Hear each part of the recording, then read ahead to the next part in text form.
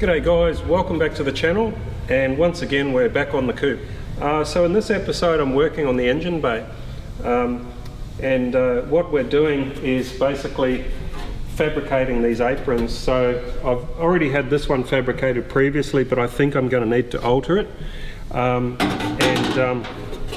I've also been working on these towers and moulding them back into the original guard support frame. So originally they were just sort of like tacked in on the corners, but I've been working on putting a little bit of filler panel in and getting it all sort of like moulded back into place. So they're all good to go, and then actually I've got a little bit to finish off on the bottom of that one, but I'm just talking about around this part here. But anyway, so we're going to fabricate the aprons and make them good so that they can fit over the bumper frame, which is something I didn't take into account when I made this one. I sort of had that one sort of made so that sort of fitted in like that, and then yeah, didn't take into account that. So I'll probably just end up putting a bit of a split, open it up, but I think what I'll do is I'll put the bumper on and see how it looks then. So as far as these aprons go, I haven't decided yet if I want to leave them flat. I may end up just putting maybe a couple of ribs on them, I was thinking, because on this firewall from the original donor car, which was a 2016 Mustang, you'll notice these little ribs around the transmission tunnel, and so that's what made me sort of think maybe just a sort of like a I don't know, we'll see. Time will tell. They will emerge as they're meant to emerge, and yeah, we'll just take it as it comes, as we always do. So stick around, hope you enjoy it, and thanks for watching. Okay, first thing is I pulled out this beautiful rusty old bumper, and I'm about to go ahead and put it on the front of the Coupe. One thing I wanted to mention is I'd highly recommend putting a tap through these bumper mounting points. And the tap that I've got is, it says it's a 1/2 inch NC13. So don't really know what that means, but that's what it says. It's a 1/2 inch NC13, and we'll just go ahead, we'll run it through the threads to clean them all up, and then we'll whack the bumper on. And that way, once the bumper's on, I've basically am going to know how to make my front aprons, because potentially they have to sort of go up and over that that bracket. Well, I know they do on the passenger side. Let's see how they look on this XA.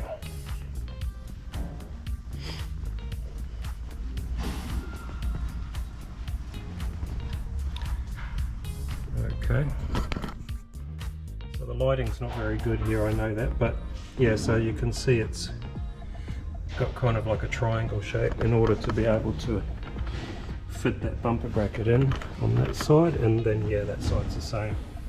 So easiest way is to throw the bumper on and then fabricate over the top of it.